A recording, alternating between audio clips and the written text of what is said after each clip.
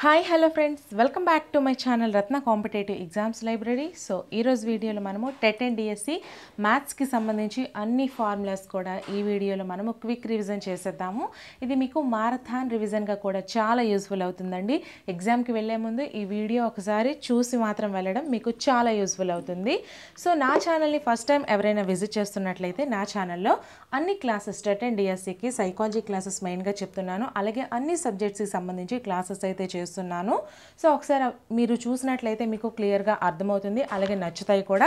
And అలాగే మీకు నేను ప్రీవియస్ అండ్ ప్రాక్టీస్ బిట్స్ చేసేటప్పుడు ఆ బిట్స్కి సంబంధించి ఎక్స్ప్లెనేషన్ కూడా ఇస్తున్నాను. సో మీకు అది రివిజన్గా కూడా యూజ్ అవుతుంది. సో క్లాస్ కూడా వినవలసిన అవసరం లేకుండా మీకు అందిస్తున్నాను. సో ఛానల్ అయితే సబ్స్క్రైబ్ చేసుకోండి. అలాగే ఈ వీడియోని ఎంత కష్టపడి మీకోసం ప్రిపేర్ చేసినందుకు కనీసం ఒక లైక్ చేయండి. వీలైతే మీ ఫ్రెండ్స్ ఒకరిద్దరికి షేర్ కూడా చేయండి. సో లేట్ చేయకుండా మనమైతే టాపిక్లోకి వెళ్ళిపోదాము. సో ఫస్ట్ మనం చూసుకుంటే ఫస్ట్ దండి, మొదటి n సహజ సంఖ్యల మొత్తం equals to n into n+1/2. Okay, మొదటి n సహజ సంఖ్యల మొత్తానికి సూత్రం n ఇంటూ n+1/2. తర్వాత 1 + 2 + 3 అలా up to n equals to n into n+1/2. ఈ సూత్రానికి ఇది వివరణ. అలాగే మొదటి n సహజ సంఖ్యల వర్గాల మొత్తానికి సూత్రం వచ్చేసరికి n into n+1 into 2n+1/6. ఓకేనా. సో మనకి దీనికి వివరణ వచ్చేసరికి 1² + 2² + 3² up to n², n into n+1 into 2n+1/6 ఈ విధంగా మనకి ఉంటుంది. సో నెక్స్ట్ మనం చూసుకుంటే మొదటి n సహజ సంఖ్యల ఘనాల మొత్తానికి సూత్రం వచ్చేసరికి n² ఇంటూ n+1² 4 లేదా n ఇంటూ n+1/2². సో ఇది మనకి n సహజ సంఖ్యల ఘనాల మొత్తానికి సూత్రం. అలాగే దీని గురించి మనము పూర్తిగా క్లాస్ వైజ్ చెప్పేటప్పుడు మీకు ఈ సూత్రాల గురించి ఎక్స్ప్లెనేషన్ ఇస్తూ మీకు ఎగ్జాంపుల్స్తో సహా వివరిస్తాను. సో నెక్స్ట్ వీడియోలో నేను ఏం చేస్తానంటే మ్యాథ్స్కి సంబంధించి మనకి ఇంపార్టెంట్ పాయింట్స్ ఉంటాయి కదా, అంటే ఆర్కిమిడీస్ ఏం చేశారు, అలాగే జీరోని కనుగొన్నది ఎవరు, అలాగే సహజ సంఖ్యలు అంటే ఏంటి, సహజ సంఖ్య సమితి ఏంటి, అలాగే సమృద్ధ ధర్మాలు, వివృత ధర్మాలు ఇవన్నీ ఉన్నాయి కదా. ప్రతి టాపిక్కి సంబంధించి ఇప్పుడు నేను మీకు ఈ విధంగా ఫార్ములాస్ చెప్పాను. బట్ నెక్స్ట్ వీడియోలో నేను మీకు ఇంపార్టెంట్ పాయింట్స్ అనేవి క్విక్ రివిజన్ కింద ఉపయోగపడేలా చేస్తాను. సో ఛానల్ అయితే సబ్స్క్రైబ్ చేసుకోండి. సో దీనికి సూత్రం వచ్చేసరికి 1³ 2³ 3³ అంటే up to n³ equals to n² into n+1² 4. ఓకేనా. So next question next formula, మొదటి n సహజ సంఖ్యల సరాసరి n+1/2. నెక్స్ట్ మొదటి n సహజ సంఖ్యల వర్గాల సరాసరి n+1 ఇంటూ 2n+1/6. తర్వాత మొదటి n సహజ సంఖ్యల ఘనాల సరాసరికి సూత్రము n ఇంటూ n+1² 4. ఓకేనా. సో నెక్స్ట్ ఇక్కడ మనకి సమాసాలను సూక్ష్మీకరించడం, దీన్ని బాడ్మాస్ అంటారండి. సో ఈ బాడ్మాస్ యొక్క అర్థం ఏంటి అంటే B అంటే స్టాండ్స్ ఫర్ బ్రాకెట్, అలాగే O stands for of, D stands for division, M stands for multiplication, A stands for addition, S stands for substitution. Bracket అండి, అలాగే O అంటే ఆఫ్, నెక్స్ట్ డివిజన్ అంటే డివైడెడ్ బై, అలాగే multiplication అంటే into, addition అంటే plus, stands for substitution అంటే minus. ఓకేనా. So ఈ విధంగా మనం ఫస్ట్ ఈ బ్రాకెట్లో ఉన్నదాన్ని చేయాలి, తర్వాత డివైడెడ్ బై ఏదైతే ఉందో దాన్ని చేయాలి, తర్వాత ఇంటూలో ఉన్నదాన్ని చేయాలి, తర్వాత ప్లస్ గుర్తుని చేయాలి, తర్వాత మైనస్ని చేయాలి. ఈ విధంగా మనము బాడ్మాస్ లెక్కల్ని చేసుకోవాలి. సో ఈ టాపిక్ మీద నేను ఆల్రెడీ క్లాస్ ఒకటి చేశాను, ఎవరైనా చూడకపోతే చూడండి. సో నెక్స్ట్ వచ్చేసరికి మనకి ఈ సమాసాల్లో వాడే బ్రాకెట్స్ ఎలా వాడతారనేది ఇచ్చారు.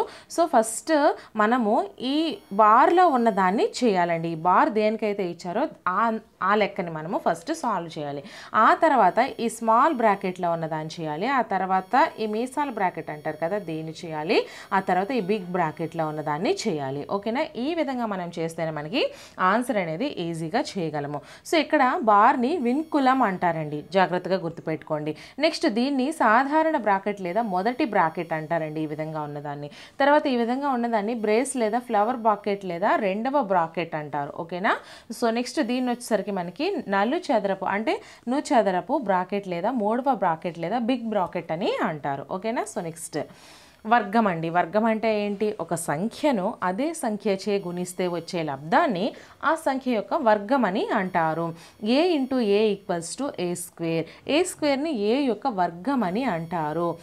ఫర్ ఎగ్జాంపుల్ మనం చూసుకుంటే 5 ఇంటూ 5 ఈక్వల్స్ టు 25. 5 యొక్క వర్గము 25. ఓకేనా? సో నెక్స్ట్ వర్గమూలం అంటే ఏంటి? ఒక సంఖ్యను రెండు సమాన సంఖ్యల లబ్ధంగా రాయడానికి వీలైతే ఆ సమాన సంఖ్యల్లో ఒకదాన్ని దత్త సంఖ్య యొక్క వర్గమూలం అంటారండి. 36 ఈక్వల్స్ టు 16/6. అలాగే 36 యొక్క వర్గమూలం వచ్చేసరికి 6 అండి. సో వర్గమూలానికి గుర్తేంటి? ఈ విధంగా రూట్ వస్తుంది. ఓకేనా? వర్గమూలానికి గుర్తు ఈ రూట్ అండి. అలాగే root A square equals to plus are minus A. Plus are minus ఏలను ఏ స్క్వేర్ యొక్క వర్గమూలాలని అంటారు. ఇందులో ధన వర్గమూలము ప్లస్ ఏను, ఏ స్క్వేర్ యొక్క ప్రధాన వర్గమూలం అని అంటారు. ఓకేనా? సో నెక్స్ట్ వర్గమూలాల ధర్మాలు. Root A whole square equals to A. Root A into root B equals to root A into B. Next root A by root B equals to root A by B. Next root A plus root B is not equals to root A plus B. ఇక్కడ జాగ్రత్తగా గుర్తుపెట్టుకోండి, not equals to అండి ఇది. ఓకేనా? So next root A minus root B is not equals to root A minus B. ఓకేనా? So next ఘనము. ఘనము అంటే ఏంటి? ఒక సంఖ్యను 3 సార్లు గుణించగా వచ్చే లబ్ధాన్ని ఆ సంఖ్య యొక్క ఘనము అంటారు. For example A into A into A equals to A cube. A యొక్క ఘనము ఏ క్యూబ్. అలాగే ఉదాహరణకి 5 ఇంటూ 5 ఇంటూ 5 ఈక్వల్స్ టు 125. 5 యొక్క ఘనం వచ్చేసరికి 125 అవుతుంది. ఈ విధంగా మనము లెక్క కట్టుకోవాల్సి ఉంటుంది. సో నెక్స్ట్ మనం చూసుకుంటే ఘనమూలము. ఒక సంఖ్యను 3 సమాన సంఖ్యల లబ్ధంగా రాయగలిగితే ఆ 3 సంఖ్యల్లో ఒక దానిని దత్త సంఖ్య యొక్క ఘనమూలము అంటారు. ఘనమూలానికి గుర్తు థర్డ్ క్యూబ్ రూట్ వస్తుంది. క్యూబ్ రూట్ అంటారండి దీన్ని. So A cube equals to A into A into A. A cube యొక్క ఘనమూలం వచ్చేసరికి A. Cube root A cube equals to A. ఎందుకంటే ఈ 3కి క్యాన్సిల్ అయిపోతుంది. సో ఏ అవుతుంది. క్యూబ్ రూట్ ఏ క్యూబ్ కదా. So A cube whole power 1/3 వస్తుంది. 3కి క్యాన్సిల్ అయిపోతే ఏ వస్తుంది. సో ఈ విధంగా మనము లెక్క కట్టుకోవాల్సి ఉంటుంది. సో నెక్స్ట్ మొదటి n సరి సంఖ్యల మొత్తము. జాగ్రత్తగా గుర్తుపెట్టుకోండి. n into n plus 1. ఓకేనా? n into n plus 1. అలాగే మొదటి n సరి సంఖ్యల వర్గాల మొత్తము 2n into n plus 1 into 2n plus 1/3. 2n into n plus 1 into 2n plus 1/3. అలాగే మొదటి n సరి సంఖ్యల సరాసరి n ప్లస్ 1. మొదటి n సరి సంఖ్యల వర్గాల సరాసరి 2 into n plus 1 into 2n plus 1/3. ఓకేనా? సో నెక్స్ట్ మొదటి n బేసి సంఖ్యల మొత్తము n స్క్వేర్.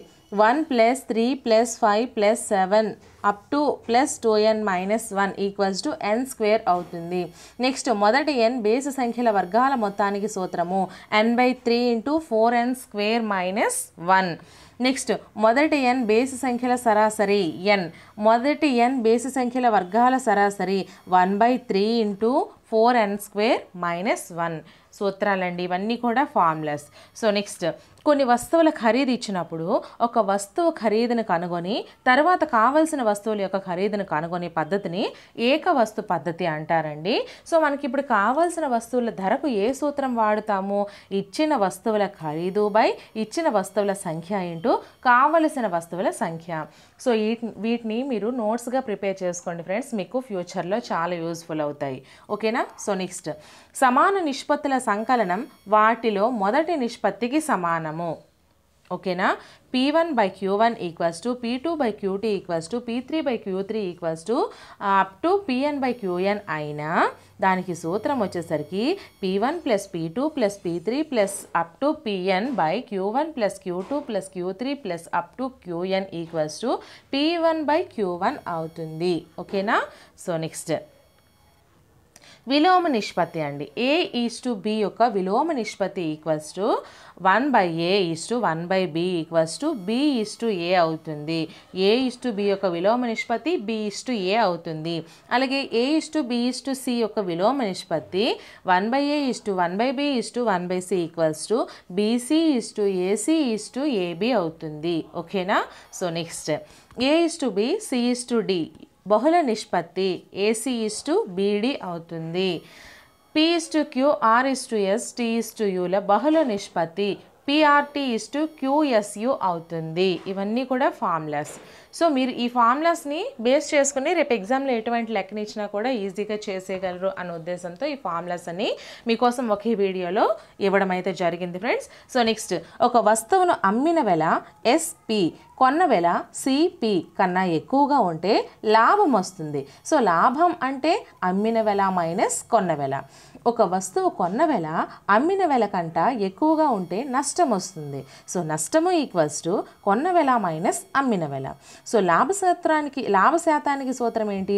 లాభశాతము ఈక్వల్స్ టు లాభము బై కొన్న వెల ఇంటూ 100. అలాగే నష్ట శాతానికి సూత్రం ఏంటి?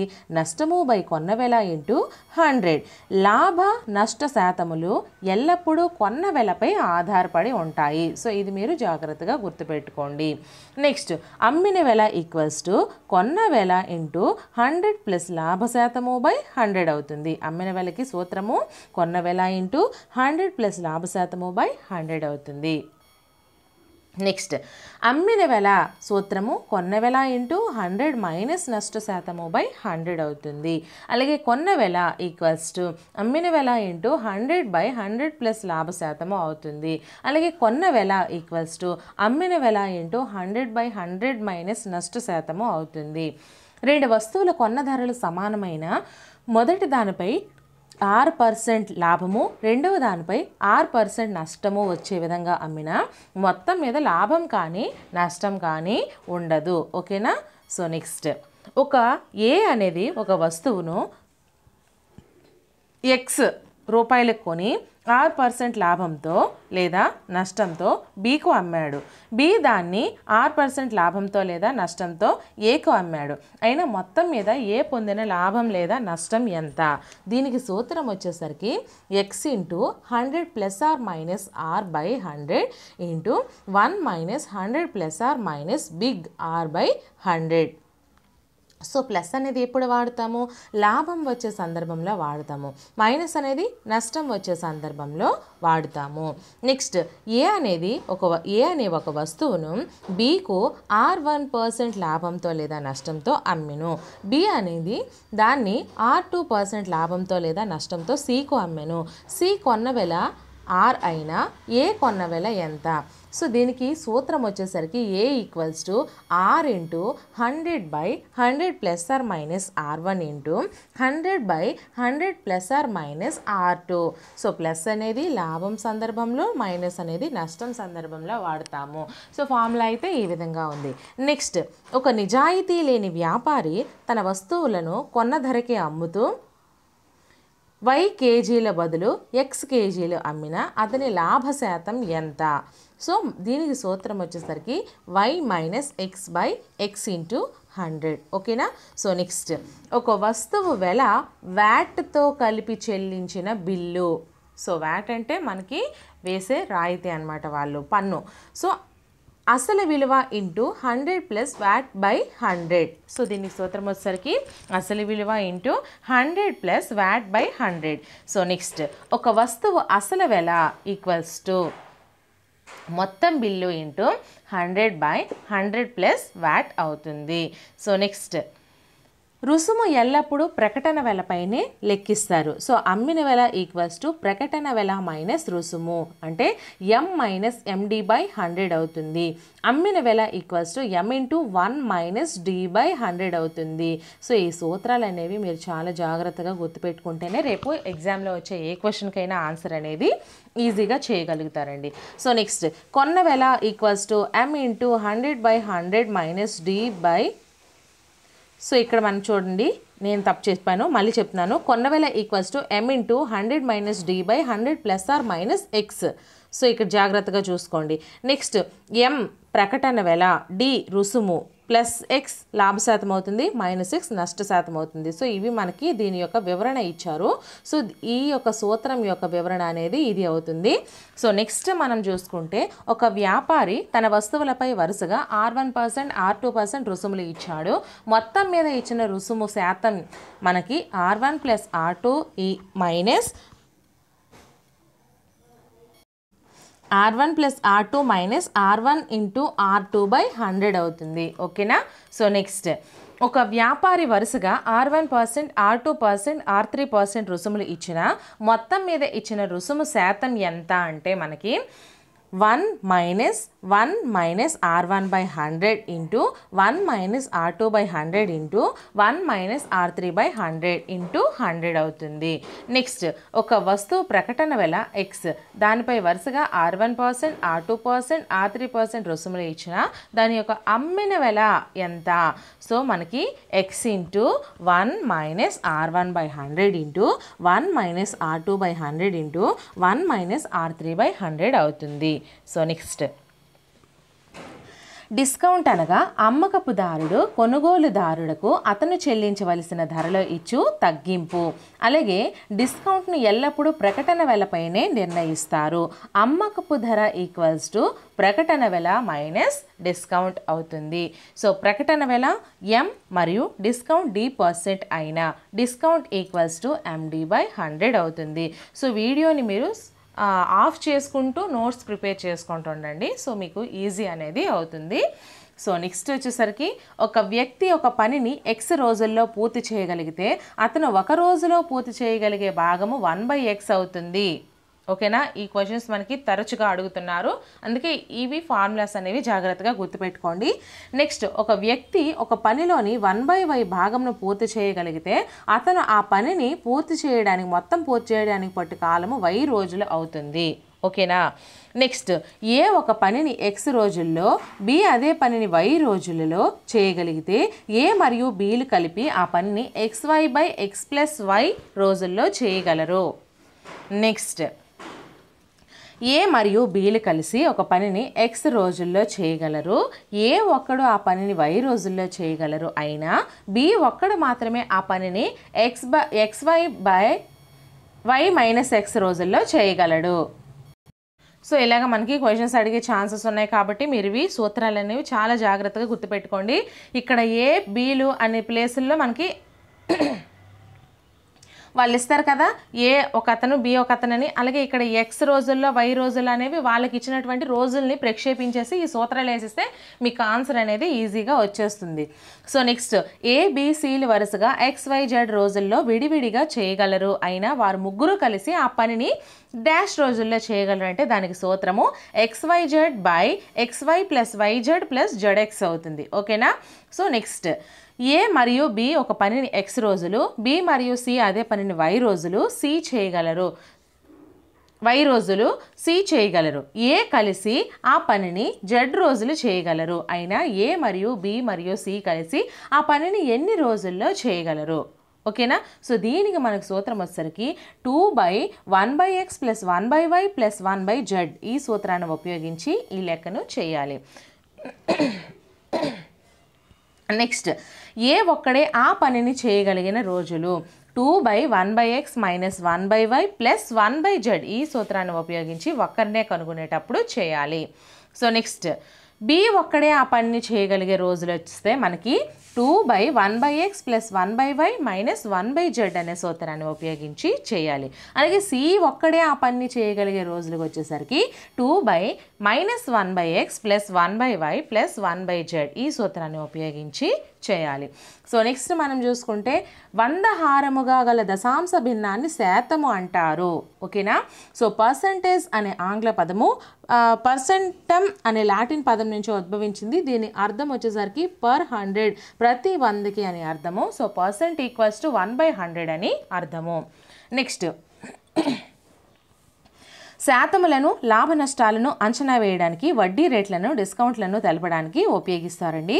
భిన్నాన్ని శాతంగా మార్చవాలంటే దాన్ని 100 చేత గుణించాలి. ఫర్ ఎగ్జాంపుల్ 3/5 = 3/5 × 100 = 6% వస్తుంది.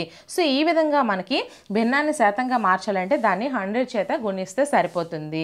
సో నెక్స్ట్ శాతాన్ని భిన్నంగా మార్చాలంటే దాన్ని 100 చే భాగించాలండి. For example 35% = 35/100 = 7/20. ఈ విధంగా మనమి శాతాన్ని భిన్నంగా మార్చాలంటే దాన్ని 100తో భాగించవలసి వస్తుంది.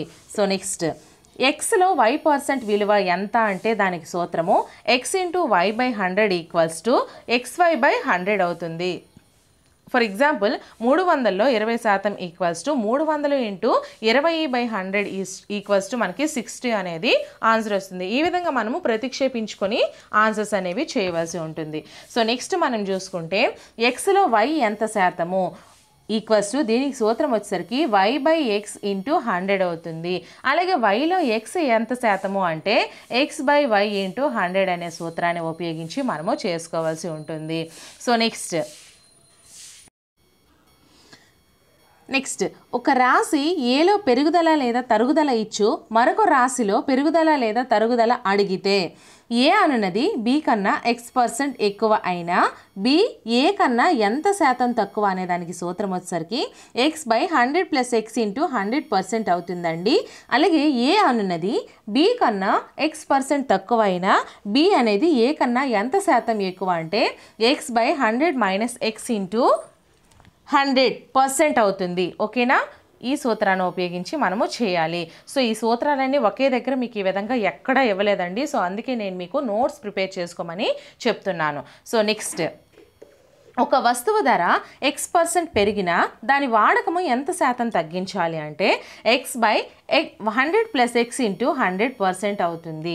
నెక్స్ట్ ఒక వస్తువు ధర x% తగ్గినా దాని వాడకము ఎంత శాతం పెంచాలి అంటే x/100 - x ఇంటూ 100% అనేది పెంచవలసి ఉంటుంది. సో నెక్స్ట్ స్థిర లబ్ధాలలో అనగా దూరము ఈక్వల్స్ టు కాలము ఇంటూ వేగము అలాగే వైశాల్యము ఈక్వల్స్ టు పొడవు ఇంటూ వెడల్పు మొదలగు వాటిలో ఒక రాశి x% పెరిగితే మొత్తం లబ్ధంలో మార్పు రాకుండా ఉండాలంటే రెండవ రాశిని ఎంత శాతం తగ్గించాలి? ఇటువంటి క్వశ్చన్స్కి మనము x/100 + x ఇంటూ 100% ఈ సూత్రాన్ని ఉపయోగించి చేయాలి. అలాగే ఒకవేళ ఒక రాశి x% తగ్గితే మొత్తం లబ్ధంలో మార్పు రాకుండా ఉండాలంటే రెండవ రాశిలో ఎంత శాతం పెంచాలి అంటే x/100 - x ఇంటూ 100% అనేది పెంచవలసి ఉంటుంది. సో నెక్స్ట్ ఏదైనా ఒక వస్తువు ధరలో కానీ లేదా ఒక ప్రాంతపు జనాభా Pలో కానీ 6% పెరుగుదల ఉంటే n సంవత్సరాల తర్వాత ఆ వస్తువు ధర లేదా ఆ ప్రాంత జనాభాకి మనము P ఇంటూ 1 + R/100 సూత్రంగా ఉపయోగిస్తాము. తర్వాత 6% తరుగుదల ఉంటే n సంవత్సరాల తర్వాత ఆ వస్తువు ధర లేదా ఆ ప్రాంతపు జనాభాని P ఇంటూ 1 - R/100 అనేది మనము ఉపయోగించి చేసుకుంటాము.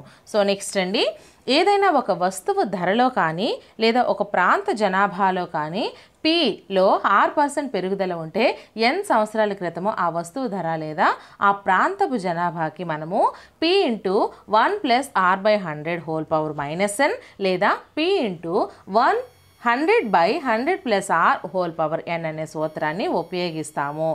నెక్స్ట్ 6% తరుగుదల ఉంటే n సంవత్సరాల క్రితము ఆ వస్తువు ధర లేదా ఆ ప్రాంతపు జనాభాకు P ఇంటూ 1 - R/100 లేదా 100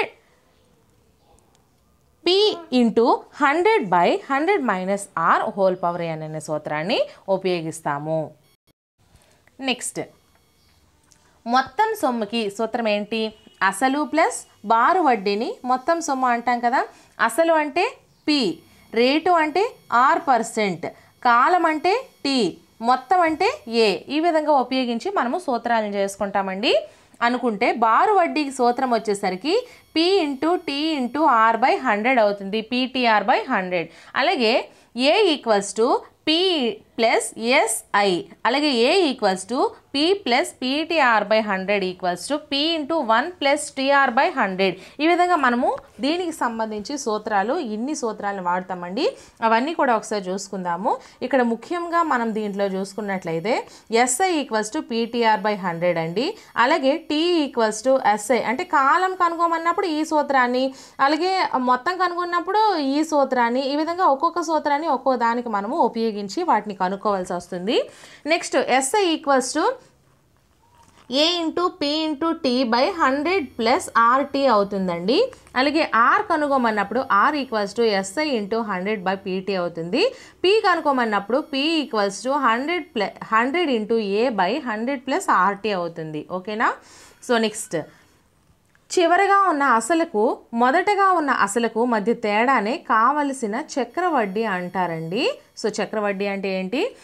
చివరగా ఉన్న అసలుకు మొదటగా ఉన్న అసలుకు మధ్య తేడానే చక్రవడ్డీ అంటారు. అసలు పి అనుకుంటే, ఆ రేటు ఆర్ అనుకుంటే, కాలం ఎన్ అనుకుంటే, సో సంవత్సరానికి ఒకసారి చక్రవడ్డీని లెక్కించిన ఎడ్ల దాని యొక్క సూత్రం వచ్చేసరికి మొత్తము A equals to P into 1+r/100 అవుతుంది. అదే అర్ధ సంవత్సరానికి ఒకసారి చక్రవడ్డీ లెక్కించిన ఎడ్ల మొత్తం A equals to P into 1+r/2/100 అవుతుంది. అలాగే 3 నెలలకు ఒకసారి చొప్పున చక్రవడ్డీని లెక్కిస్తే మొత్తం A equals to P into 1+r/4/100 అవుతుంది. ఓకేనా? సో ఇవి సూత్రాలు అనేవి చాలా జాగ్రత్తగా గుర్తుపెట్టుకోండి. సో నెక్స్ట్, కాలము అనున్నది సంవత్సరం మరియు నెలలో అయితే కాలము 2 సంవత్సరాల 5 నెలలు అనుకున్న చక్రవడ్డీ సంవత్సరానికి ఒకసారి లెక్కగట్టిన మొత్తం A equals to P into 1+r/100 into 1+5/12 into r/100 అవుతుంది. ఓకేనా? నెక్స్ట్, ఒక మొత్తంపై మొదటి సంవత్సరం వడ్డీ రేటు R1%, రెండవ సంవత్సరం వడ్డీ రేటు R2%, మూడవ సంవత్సరం వడ్డీ రేటు R3% అయినా మొత్తం A equals to P into 1+r1/100 into 1+r2/100 into 1+r3/100 అవుతుంది. ఈ సూత్రాన్ని ఉపయోగించి చేస్తాము. నెక్స్ట్, n సంవత్సరాల క్రితం బాకీ ఉన్న మొత్తం ఏ అయితే దాని యొక్క ప్రస్తుత విలువ పి, వడ్డీ రేటు R% చొప్పున n సంవత్సరాల తర్వాత ఆ సొమ్ముకు అయ్యే మొత్తం వచ్చేసరికి A equals to P into 1+r/100 equals to P equals to a/1+r/100 అవుతుంది. అలాగే బారు వడ్డీకి చక్రవడ్డీలకి మధ్య సంబంధం చూసుకుంటే 2 ఏళ్లకు కొంత అసలుపై సాధారణ వడ్డీ చక్రవడ్డీల మధ్య సంబంధానికి సూత్రం వచ్చేసరికి P equals to 100/r² into D అవుతుంది. ఓకేనా? So next, P equals to అసలు, ఆర్ ఈక్వల్స్ టు వడ్డీ రేటు సంవత్సరానికి, అలాగే డి అనేది సాధారణ వడ్డీ చక్రవడ్డీల మధ్య భేదం అయితే 3 సంవత్సరాలకు అయితే దానికి సూత్రం వచ్చేసరికి P equals to D into 100³ into r+300 అవుతుందండి. అలాగే కొంత సొమ్ముపై ఒక సంవత్సరానికి చొప్పున చక్రవడ్డీని లెక్కగట్టిన అది 1 సంవత్సరం చొప్పున బారు వడ్డీకి సమానం అవుతుంది. అలాగే చక్రవడ్డీపై అప్పు ఇచ్చినప్పుడు కొంత సొమ్ము n సంవత్సరాలలో పి రెట్లు అయినప్పుడు p⁴ రెట్లు కావడానికి పట్టు కాలము an అవుతుంది. ఓకేనా? సో నెక్స్ట్, క్యాలెండర్ ఫార్ములా వచ్చేసరికి మనకి క్యాలెండర్ ప్రాబ్లమ్స్ ఇస్తుంటారు కదా. సో దానికి మనం ఏ ఫార్ములా యూజ్ చేస్తాము అంటే C/F equals to date plus year code plus month code plus LY/7. LY అంటే లీప్ ఇయర్ అండి. ఓకేనా? CF అంటే క్యాలెండర్ ఫార్ములా. నెక్స్ట్, దీని గురించి మనము క్లాసెస్ చెప్పేటప్పుడు మీకు దీని గురించి ఎక్స్ప్లెయిన్ చేస్తానండి. సో నెక్స్ట్ వచ్చేసరికి మనం ఇప్పుడు ఏవైతే చెప్పుకుంటున్నామో వీటన్నింటి గురించి కూడా నేను మీకు క్లాసెస్ అయితే చెప్తాను. ఇప్పుడు టెట్గా అయితే అందించలేను, బట్ డిఎస్సికి మాత్రం మీ అందరికీ కూడా క్లియర్గా మొత్తం కోర్స్ అనేది ఫ్రీగానే అందిస్తాను. ఓన్లీ యూట్యూబ్లోనే అందిస్తాను. ఎటువంటి యాప్స్ కూడా తీసుకోను. సో సపోర్ట్ అయితే ఇవ్వండి. నెక్స్ట్, సరేఖీయాలు కానీ n బిందువుల ద్వారా గీయగల రేఖాఖండాల సంఖ్య సూత్రం ఏంటి? nc2 equals to n into n-1/2. ఓకేనా? అలాగే వీడియోని ఇంకా ఎవరైనా లైక్ చేయకపోతే ఒక లైక్ చేయండి ఫ్రెండ్స్. ఎక్కడెక్కడవో తెచ్చి అన్నీ కూడా మీకు ఒక వీడియోలో ఫార్ములాస్ అన్నీ అందిస్తున్నాను. సో ఈ కష్టం అనేది మీ అందరికీ నచ్చినట్లయితే మాత్రం ఖచ్చితంగా ఒక లైక్ చేయండి, సపోర్ట్ ఇవ్వండి. సో నెక్స్ట్, n బిందువులలో m బిందువులు సరేఖేయాలు అయినా వాటి ద్వారా గీయగల రేఖల సంఖ్యకు సూత్రం వచ్చేసరికి n into n-1/2 minus m into m-1/2 plus 1. ఈ సూత్రాన్ని ఉపయోగించి మనము ఇటువంటి లెక్కలకి ఆన్సర్స్ అనేవి చేస్తాము. సో నెక్స్ట్, ఒక బహుభుజిలోని భుజాల సంఖ్య n అయినా బహుభుజి యొక్క అంతర కోణాల మొత్తానికి సూత్రము 2n - 4 × 90 degrees. సెకండ్ వన్, ఒక బహుభుజం యొక్క బాహ్య కోణాల మొత్తానికి సూత్రము 4 × 90 degrees లేదా 360 degrees. అలాగే అంతర కోణాలు మరియు బాహ్య కోణాల మొత్తానికి నిష్పత్తి n-2:2.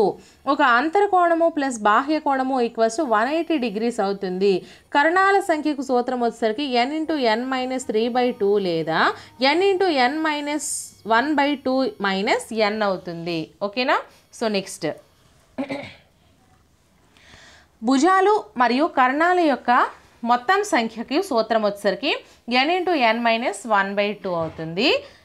క్రమభుజిలో ఒక్కొక్క అంతర కోణానికి సూత్రం మనం చూసుకుంటే 2n-4 × 90 degrees n అవుతుంది. అలాగే క్రమ బహుభుజిలోని ఒక్కొక్క బాహ్య కోణానికి సూత్రం వచ్చేసరికి 360 degrees n అవుతుంది. నెక్స్ట్, ఒక సరళ సమృత పటం అన్ని వైపులా ఉన్న భుజాల పొడవుల మొత్తాన్ని ఆ పటం యొక్క చుట్టుకొలత అంటారండి. చతురస్రం చుట్టుకొలత చూసుకుంటే 4 × భుజము = 4a అవుతుంది. అలాగే భుజాల పొడవును కొలిచే ప్రమాణాలు మరియు చుట్టుకొలత ప్రమాణాలు ఒకటే అవుతాయండి. భుజాల పొడవు మీటర్లో ఇచ్చిన చుట్టుకొలత ప్రమాణాలు కూడా మీటర్లే ఇస్తారు. భుజాల పొడవు సెంటీమీటర్లో ఇస్తే చుట్టుకొలత ప్రమాణాలు కూడా సెంటీమీటర్లోనే ఇస్తారు. మనం చేయాలి కూడా. ఓకేనా? నెక్స్ట్, ఒక సరళ సమృత పటంచే ఆక్రమించబడిన మొత్తం ప్రదేశాన్ని ఆ పటం యొక్క వైశాల్యం అంటారు.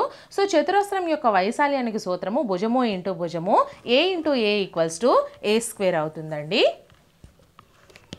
నెక్స్ట్, 3 రేఖాఖండాలచే ఏర్పడిన సరళ సమృత పటాన్ని త్రిభుజం అంటారు. సో త్రిభుజం యొక్క భూమి b మరియు ఎత్తు h అయిన త్రిభుజం యొక్క వైశాల్యానికి సూత్రము a = ½ అవుతుంది. భుజానికి సూత్రం వచ్చేసరికి b = 2a/h అవుతుంది. అలాగే ఎత్తుకు సూత్రం వచ్చేసరికి h = 2a/b అవుతుంది. సో ఈ విధంగా సూత్రాలను ఉపయోగించి ఇటువంటి లెక్కల్ని ఆన్సర్ అనేది చేస్తామండి. సో నెక్స్ట్, వైశాల్యాల నిష్పత్తి వచ్చేసరికి a1/a2 = b1h1/b2h2 లేదా a1/a2 = b1/b2 × h1/h2 అవుతుంది. అలాగే a1 = a2 అయినా b1h1 = b2h2 అవుతుంది. a = ½ సూత్రాన్ని తెలియజేసిన ప్రాచీన భారతీయ గణిత శాస్త్రవేత్త ఆర్యభట్ట.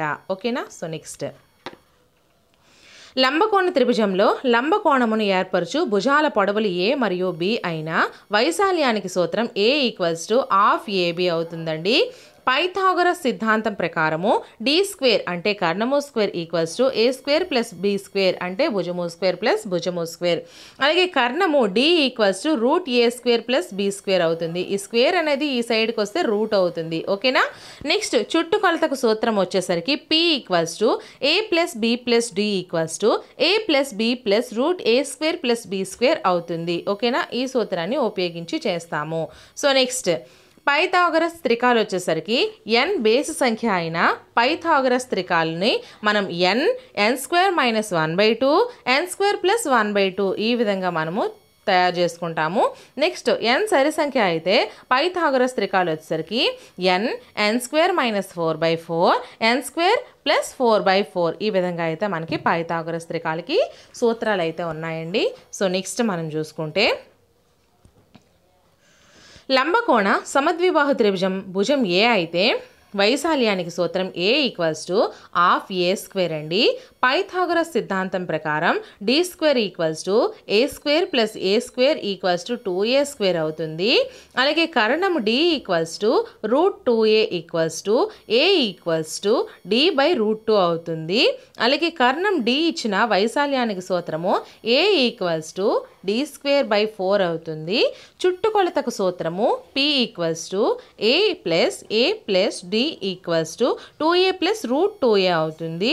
దేర్ఫోర్ p = a × 2 + √2 అవుతుంది. ఓకేనా? సో నెక్స్ట్, సమద్విబాహు త్రిభుజంలో సమాన భుజం పొడవు a మిగిలిన భుజం పొడవు b అయిన ఎత్తుకు సూత్రము h = ½ √4a² - b². అలాగే వైశాల్యానికి సూత్రము a = b/4 × √4a² - b² అవుతుంది. సో నెక్స్ట్, త్రిభుజ 3 భుజాల పొడవులు వరుసగా a, b, c అయిన చుట్టుకొలతకు సూత్రము P = A + B + C అవుతుందండి. అలాగే అర్ధ చుట్టుకొలతకు సూత్రము S = A + B + C/2 అవుతుంది. వైశాల్యానికి సూత్రము A = √S × S - A × S - B × S - C అవుతుంది. నెక్స్ట్ 3 భుజాల పొడవులు సమానంగా గల త్రిభుజాన్ని సమబాహు త్రిభుజం అంటారు. సమబాహు త్రిభుజం భుజం ఏ అయితే చుట్టుకొలతకు సూత్రము P = 3A అండి. వైశాల్యానికి సూత్రము A = √3/4A² అవుతుంది. ఓకేనా. సో నెక్స్ట్ అంతర్వృత్త వైశాల్యము. సో దీనికనండి సమబాహు త్రిభుజానికి ఈ సూత్రాలు. అంతర్వృత్త వ్యాసార్థానికి సూత్రము R = A/S = √3/4A²/3A/2 = √3/4 × A × 2/3. Therefore R = A/2√3 అవుతుంది. ఓకేనా. నెక్స్ట్ అంతర్వృత్త వైశాల్యానికి సూత్రము A = πA²/12 అవుతుంది. అంతర్వృత్త పరిధికి సూత్రము C = πA/√3 అవుతుంది. ఓకేనా. సో నెక్స్ట్ ఏ భుజంగా గల సమబాహు త్రిభుజానికి శీర్షాలకు తాకుతూ గీయబడిన పరివృత్త వ్యాసార్థానికి సూత్రము R = A/√3 అవుతుంది. పరివృత్త వైశాల్యానికి సూత్రము A = πA²/3 అవుతుంది. వృత్త పరిధికి సూత్రము C = 2πA/√3 అవుతుంది. ఓకేనా. సో ఇక్కడ పిక్చర్స్ కూడా మీకు క్లియర్గా అర్థం అవడం కోసం ఈ విధంగా చెప్పాను. నెక్స్ట్ చతురస్రం యొక్క ప్రతి భుజం ఏ అయినా చుట్టుకొలత P = 4A. వైశాల్యానికి సూత్రము A = A². పైథాగరస్ సిద్ధాంతం ప్రకారము D² = A² + A² = 2A² అవుతుంది. అలాగే కర్ణానికి సూత్రము D = √2A. భుజంకి సూత్రము A = D/√2 అవుతుంది. నెక్స్ట్ కర్ణం D ఇచ్చిన వైశాల్యానికి సూత్రము A = D²/2 అవుతుంది. చుట్టుకొలతల నిష్పత్తి అడిగితే P1:P2 = A1:A2 అవుతుంది. కర్ణాల నిష్పత్తి అడిగితే D1:D2 = A1:A2 అవుతుంది. వైశాల్యాల నిష్పత్తి అడిగితే A1:A2 = A1² అవుతుంది. ఓకేనా. సో నెక్స్ట్ చతురస్రాకార బాటలండి. ఈ ఏ యూనిట్లు భుజంగా గల ఒక చతురస్రాకార పొలం చుట్టూ అన్ని వైపులా W వెడల్పు గల ఒక బాట ఉంది. సో బయట బాట వైశాల్యము బయటి చతురస్ర వైశాల్యము - లోపలి చతురస్ర వైశాల్యాన్ని గుర్తిస్తే మనకి ఆన్సర్ అనేది వస్తుంది. సో ఈ విధంగా బాట ఉంటుంది. A = A + 2W² - A² = 2W × 2A + 2W. Therefore A = 4W × A + W. ఇది మనకి సూత్రం అండి.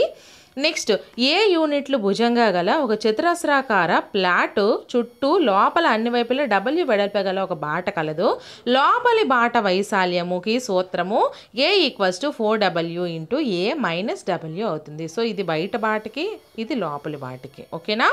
నెక్స్ట్ చతురస్ర భుజం X% పెరిగితే దాని వైశాల్యంలో పెరుగుదల శాతము 2 + X²/100% అవుతుంది. ఓకేనా. సో నెక్స్ట్ చతురస్ర భుజము X% తగ్గితే దాని వైశాల్యంలో తరుగుదల వచ్చేసరికి శాతము 2x - X²/100% అవుతుంది.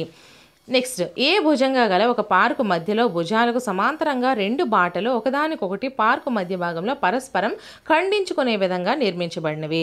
ప్రతి బాట వెడల్పు W అయినా ఆ 2 బాటల మొత్తం వైశాల్యము సూత్రం వచ్చేసరికి A = W × 2A - W అవుతుంది. ఇది ఈ విధంగా ఉంటుందండి బాటలు అనేవి. సో నెక్స్ట్ దీర్ఘచతురస్ర పొడవు L వెడల్పు B అయినా చుట్టుకొలతకు సూత్రం P = 2 × L + B అవుతుంది. వైశాల్యానికి సూత్రము A = L × B.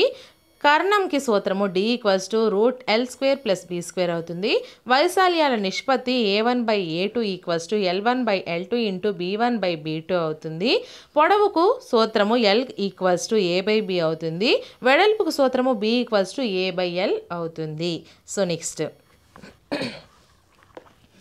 దీర్ఘచతురస్రాకార బాటలు. L పొడవు B వెడల్పుగా గల ఒక దీర్ఘచతురస్రాకార ప్లాట్ చుట్టూ బయట అన్ని వైపులా W వెడల్పు గల ఒక బాట ఉంది.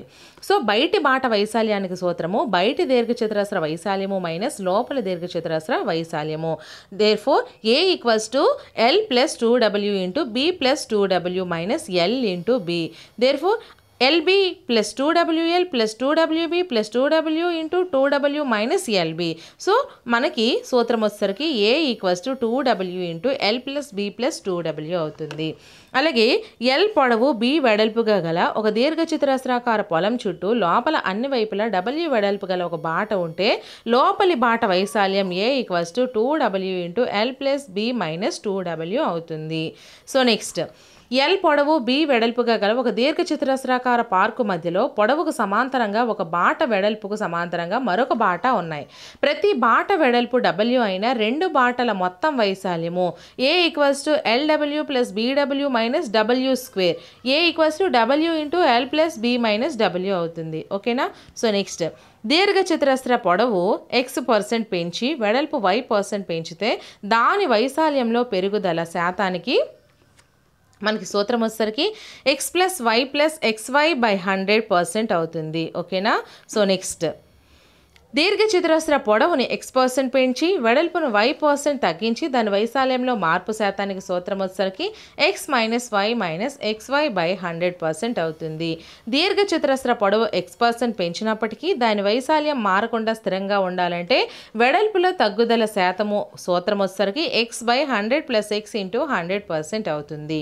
నెక్స్ట్ దీర్ఘచతురస్ర పొడవును X% తగ్గించినప్పటికీ దాని వైశాల్యం మారకుండా ఉండాలంటే వెడల్పులో పెరుగుదల శాతం వచ్చేసరికి X by 100 minus X into 100% అవుతుంది. ఓకేనా. సో నెక్స్ట్ సమాంతర చతుర్భుజ భూమి B ఎత్తు H అయిన వైశాల్యం A ఈక్వల్స్ టు BH అవుతుంది. అలాగే వైశాల్యాల నిష్పత్తి A1 by A2 equals to B1 by B2 into H1 by H2 లేదా A1 is to A2 equals to B1 H1 is to B2 H2 అవుతుంది. ఓకేనా. సో నెక్స్ట్ సమాంతర చతుర్భుజ 4 భుజాల వర్గాల మొత్తము దాని 2 కర్ణాల వర్గాల మొత్తానికి సమానం అయిన AB square plus BC square plus CD square plus DA square equals to AC square plus BD square. Therefore 2 into AB square plus BC square equals to AC square plus BD square. Therefore AB equals to CD, BC equals to DA అవుతుంది. ఓకేనా. So next రాంబస్లో అన్ని భుజాలు సమానమండి. Rhombus భుజం ఏ అయితే చుట్టుకొలత P equals to 4A అవుతుంది. Rhombus యొక్క 2 కర్ణాల పొడవులు D1 మరియు D2 అయిన వైశాల్యం A equals to half D1 D2 అవుతుంది. ఓకేనా. సో నెక్స్ట్ రాంబస్లో ఏర్పడే లంబకోణ త్రిభుజం ట్రయాంగిల్ AOB భుజాలు D1/2 D2/2 A అయిన యాంగిల్ AOBలో పైథాగరస్ సిద్ధాంతం ప్రకారము D1/4 plus D2/4 equals to A square equals to D1² plus D2/4 భుజం Aకి సూత్రం వచ్చేసరికి √D1² ప్లస్ D2² అవుతుందండి. అలాగే రెండవ కర్ణానికి సూత్రము D2 equals to √4A² minus D1² అవుతుంది. ఓకేనా. సో నెక్స్ట్ ట్రెపీజియం యొక్క సమాంతర భుజాల పొడవులు A మరియు B వాటి మధ్య దూరము H అయినా దాని వైశాల్యము సూత్రం వచ్చేసరికి A equals to half H into A plus B అవుతుంది. అలాగే ట్రెపీజియం యొక్క చుట్టుకొలత P equals to AB plus BC plus CD plus DA. ఓకేనా. సో నెక్స్ట్ చతుర్భుజం ఒక కర్ణము D ఎదుటి శీర్షాల నుండి ఆ కర్ణము మీదకి గీయబడిన లంబాలు H1 H2 అయిన చతుర్భుజ వైశాల్యం A equals to half D into H1 plus H2 అవుతుంది. నెక్స్ట్ క్రమ షడ్భుజి భుజం A అయిన చుట్టుకొలత P ఈక్వల్స్ టు 6A అవుతుంది. క్రమ షడ్భుజిలో కర్ణాలు గీయగా ఏర్పడే 6 త్రిభుజాలు ఏ భుజంగా గల సమబాహు త్రిభుజాలు అవుతాయి. క్రమ షడ్భుజి వైశాల్యం A equals to 6√3/4 into A² అవుతుంది. అలాగే చుట్టుకొలతల నిష్పత్తి P1:P2 ఈక్వల్స్ టు A1:A2 అవుతుంది. వైశాల్యాల నిష్పత్తి A1:A2 ఈక్వల్స్ టు A1² అవుతుంది. ఓకేనా. సో నెక్స్ట్ క్రమ అష్టభుజి యొక్క భుజం A అయినా చుట్టుకొలత P ఈక్వల్స్ టు 8A అవుతుంది. వైశాల్యానికి సూత్రం A equals to 2 into √2+1 into A² అవుతుంది. నెక్స్ట్ N భుజాలు గల క్రమ బహుభుజి యొక్క భుజం పొడవు A అయినా దాని చుట్టుకొలత P ఈక్వల్స్ టు NA అవుతుంది. వైశాల్యం equals to A equals to NA²/4 cot 180/N అవుతుంది. ఓకేనా. నెక్స్ట్ n భుజాలు గల ఒక క్రమ బహుభుజంలో r వ్యాసార్థం గల వృత్తమును అంతర్లిఖించిన ఆ అంతర్వృత్త వైశాల్యానికి సూత్రము a = n × r² tan π/n అవుతుంది. r వ్యాసార్థం గల ఒక వృత్తములో n భుజాలు గల ఒక క్రమ బహుభుజిని అంతర్లిఖించబడిన దాని వైశాల్యము a = n × r²/2 sin² πn/n అవుతుంది. ఓకేనా. సో నెక్స్ట్ వృత్త వ్యాసార్థం r అయిన వ్యాసం d = 2r, వృత్త పరిధికి వైశాల్యం c = 2πr r, c = πd అవుతుంది. వృత్త వైశాల్యానికి సూత్రం a = πr² అవుతుంది. therefore a = πd²/4 అవుతుంది. ఓకేనా. నెక్స్ట్ ఒక వృత్త పరిధి c అయిన వృత్త వైశాల్యానికి సూత్రము a = c²/4π, వృత్త వైశాల్యం a అయిన వృత్త పరిధికి సూత్రం c = 2√πa. ప్రప్రథమంగా పై విలువను గుర్తించిన వాడు ఆర్కిమెడిస్. అలాగే వృత్త పరిధికి వృత్త వ్యాసానికి గల నిష్పత్తిని పైగా నిర్వచిస్తాము. c/d = 2πr = 2r = π అవుతుంది. పై వాల్యూ 22/7 అవుతుందండి. నెక్స్ట్ వృత్త పరిధుల నిష్పత్తి c1/c2 = r1/r2, వృత్త వైశాల్యాల నిష్పత్తి a1/a2 = r1²/r2² అవుతుంది. అలాగే వృత్తాకార బాట లేదా కంకణము ఒకే తలంలో ఒకే కేంద్రాన్ని కలిగి ఉండే రెండు వృత్తాలను ఏకకేంద్ర వృత్తాలు అని అంటాము. కంకణం బయటి వృత్త వ్యాసార్థము r, లోపలి వృత్త వ్యాసార్థము స్మాల్ r అయిన కంకణం యొక్క వైశాల్యానికి సూత్రము a = π × r + r × r - r. therefore a = π × 2r + w × w. ఓకేనా. ఇక్కడ బాట వెడల్పు w = r - r అవుతుందండి. అలాగే r వ్యాసార్థంగా గల 4 వృత్తాకార అట్టలను ప్రతి ఒక్కటి రెండింటిని తాకునట్లు అమర్చిన వాటి మధ్య గల ఖాళీ స్థలం యొక్క వైశాల్యానికి సూత్రం a = 6/7 r² అవుతుంది. ఓకేనా. సో నెక్స్ట్ చతురస్ర భుజము a = 2r అండి. ఖాళీ స్థల వైశాల్యము = చతురస్ర వైశాల్యము మైనస్ వృత్త వైశాల్యం అవుతుంది. a = 2r² - πr². సో చూసారు, ఇక్కడ మీకు క్లియర్గా బొమ్మలను కూడా ఇస్తున్నాను, అందుకనే మీరు అర్థం చేసుకోవడానికి మీరు మాత్రం ఒక నోట్బుక్ పట్టుకొని ఇవన్నీ కూడా ఒక దగ్గర ఫిల్ చేసుకోండి. Next a = 4r² - πr² = r² × 4 - 22/7 అవుతుంది. నెక్స్ట్ r వ్యాసార్థం గల వృత్తంలో అంతర్లిఖించబడిన చతురస్రం యొక్క వైశాల్యానికి సూత్రం a = 2r². ఇక్కడ చతురస్రం యొక్క కర్ణము d = 2r అండి. వృత్త వ్యాసం అవుతుంది. ఓకేనా. చతురస్ర వైశాల్యము a = d²/2 = 2r² 2r² అవుతుంది. ఏ భుజంగా గల చతురస్రంలో గీయబడ్డ గరిష్ట వృత్త వైశాల్యం a = πa²/4 అవుతుంది. అలాగే వృత్త వ్యాసం d = a, చతురస్ర భుజము అవుతుందండి. నెక్స్ట్ అర్ధవృత్త వ్యాసార్థం r అయిన వ్యాసం d = 2r, చుట్టుకొలత p = πr + 2r, p = r × 22/7 + 2, p = 36/7r అవుతుంది. అలాగే చుట్టుకొలతకు సూత్రం p = 36/7 r అవుతుందండి. అలాగే వైశాల్యానికి సూత్రము a = πr²/2 లేదా a = πd²/8 అవుతుంది. ఓకేనా. సో నెక్స్ట్ r వ్యాసార్థంగా గల అర్ధవృత్తంలో నిర్మించగల గరిష్ట త్రిభుజ వైశాల్యం a = r² అండి. త్రిభుజ వైశాల్యానికి సూత్రము a = ½ bh = ½ × 2r × r = r² అవుతుంది. ఓకేనా. సో నెక్స్ట్ సెక్టర్ వ్యాసార్థం r, చాపం పొడవు l అయిన సెక్టర్ యొక్క వైశాల్యం a = ½ LR అవుతుంది. అలాగే సెక్టర్ యొక్క చుట్టుకొలత p = l + 2r అవుతుంది.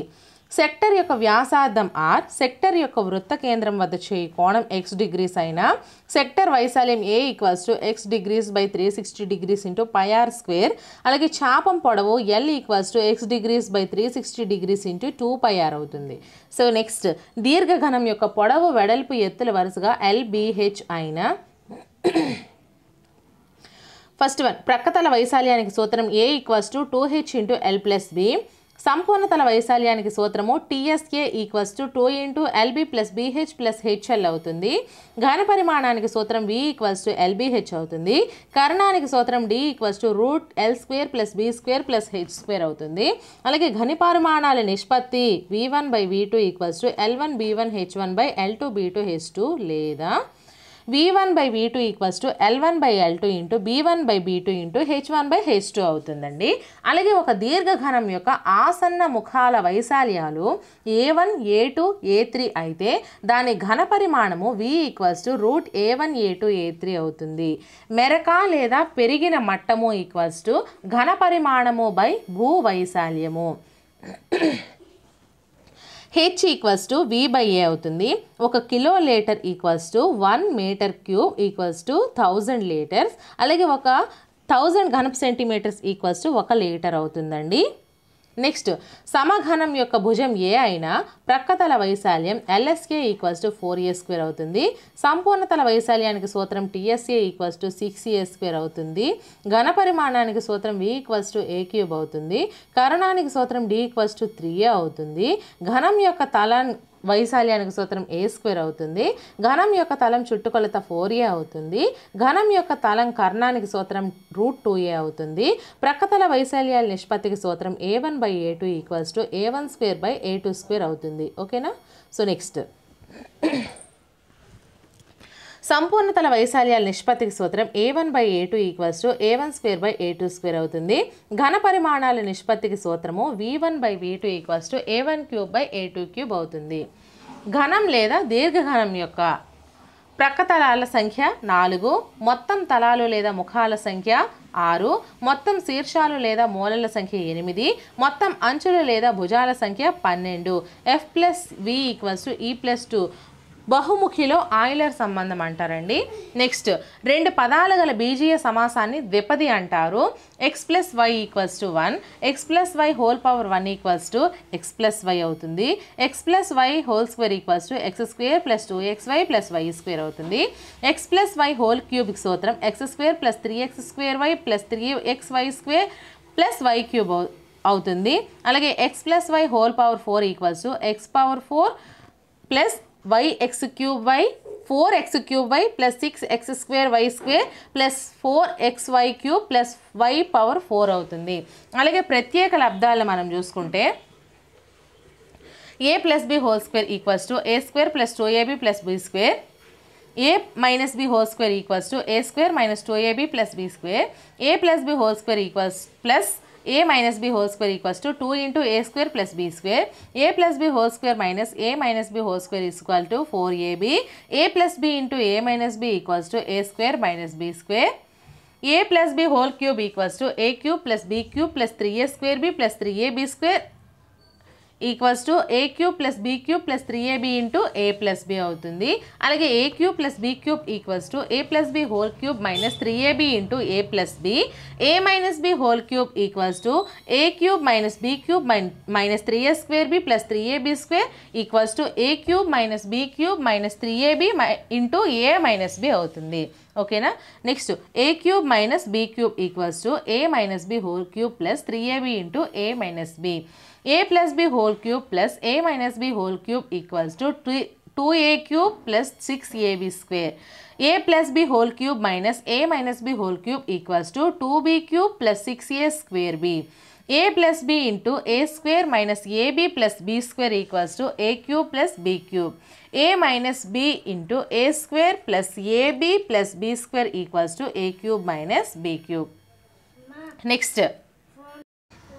Next a + b + c whole square = a² + b² + c² + 2ab + 2bc + 2ca, a - b + c whole square = a² + b² + c² - 2ab - 2bc + 2ca, a + b - c whole square = a² + b² + c² + 2ab - 2bc - 2ca, a - b - c whole square = a² + b² + c² - 2ab + 2bc - 2ca, a plus b plus c into a square plus b square plus c square minus ab minus bc minus ca equals to a cube plus b cube plus c cube minus 3abc. Next, x plus a into x plus b equals to x square plus x into a plus b plus ab. ax plus b into cx plus d equals to ac x square plus x into ad plus bc plus bd. Next, x plus a into x plus b into x plus c equals to x cube plus x square into a plus b plus c plus x into ab plus bc plus ca plus abc. ఓకేనా? So next కొన్ని సూత్రాలండి చూసుకుందాము. A power m into A power n equals to A power m plus n. ఉదాహరణకి 2 power 3 into 2 power 5 equals to 2 power 3 plus 5 equals to 2 power 8 అవుతుంది. Next A power m into B power m equals to AB whole power m అవుతుంది. Next A power m by B power n equals to A power m minus n అవుతుంది. Next A power m by B power n equals to A power m minus n. అలాగే A by B whole power m equals to A power m by B power m. అలాగే A power m whole power n equals to A power mn. ఇక్కడ ఉదాహరణలు ఉన్నాయి, మీరు చూసుకోండి. So next A power n whole power m equals to A power nm. Next A power 0 equals to 1 అవుతుందండి. వీటిని క్వశ్చన్స్గా అడిగే chances కూడా ఉన్నాయి, సూత్రాలను కూడా మీకు అందుకే జాగ్రత్తగా చూసుకోండి. A power m equals to 1 by A power minus m మరియు A power minus m equals to 1 by A power m. Next -1 సరి సంఖ్య ఈక్వల్స్ టు 1, -1 పవర్ బేస్ సంఖ్య ఈక్వల్స్ టు -1 అవుతుంది. ఓకేనా? -1 పవర్ సరి సంఖ్య 1 అవుతుందండి, -1 పవర్ బేస్ సంఖ్య -1 అవుతుంది. అలాగే A whole power n equals to A power n సరి సంఖ్య అయినప్పుడు ఏ పవర్ n బేస్ సంఖ్య అయినప్పుడు అవుతుంది. ఓకేనా? ఇక్కడ ఎగ్జాంపుల్స్ ఇచ్చారు చూడండి. Next ABC dot dot whole power m equals to A power m into B power m into C power m into dots, అలా ప్రతిదీ అనికి పవర్ m వస్తుంది. ఓకేనా? So next A power m by A power n equals to A power m minus n, m greater than n అయినప్పుడు. నెక్స్ట్ xyల అంక మధ్యమానికి సూత్రము xy by 2 x plus y by 2. xyల గుణమధ్యమానికి route xy, xyల హరాత్మక మధ్యమానికి 2xy by x plus y. So friends, మనకి ఇచ్చినటువంటి టెక్స్ట్ బుక్స్లో 1 to 10th క్లాస్ వరకు ఇచ్చినటువంటి సూత్రాలన్నీ ఇవేనండి. సో ఈ సూత్రాల నుంచి కూడా మీకు మ్యాక్సిమం ఒక 5 మార్క్స్ అనేవి రావచ్చు. ఎందుకంటే ఒక సూత్రం ఇచ్చి కొన్ని దాని యొక్క క్వశ్చన్ అయినా అడగొచ్చు, లేదు కొన్ని సూత్రాలు ఇచ్చి వీటి యొక్క వివరణను అడగొచ్చు, సూత్రాన్ని రాబట్టమని అడగొచ్చు. సో ఆల్రెడీ మీరు చూసినట్లయితే మీకు ఇటువంటి క్వశ్చన్స్ ఇంతకు ముందు వచ్చాయనేది తెలుస్తుంది కదా. సో అందుకే మీరు నోట్స్ ప్రిపేర్ చేసుకోండి, ఈ క్లాస్ని ఎవరు మిస్ చేసుకోకండి. అలాగే నా ప్రతి వీడియోని ఫాలో అవుతూ ఉండండి. మరెన్నో వీడియోస్ కోసం నా ఛానల్ని సబ్స్క్రైబ్ చేసుకోండి. ఒకసారి నా ఛానల్లో ఉన్న ప్రతి క్లాస్ని కూడా మీరు చూసినట్లయితే మీకు క్లియర్గా అర్థమవుతుంది నేను ఎలా చెప్తున్నాను ఏంటనేది. ప్రతి లింక్ని నేను డిస్క్రిప్షన్లో ప్రొవైడ్ చేస్తాను, వాటి నుంచి ఒకసారి చూడండి. అలాగే నెక్స్ట్ వీడియోతో మళ్ళీ కలుద్దాము. ఈ వీడియోని మాత్రం ఒక చిన్న లైక్ చేసి స్కిప్ చేసేయండి. నెక్స్ట్ వీడియోతో మళ్ళీ కలుద్దాం. Until then bye friends.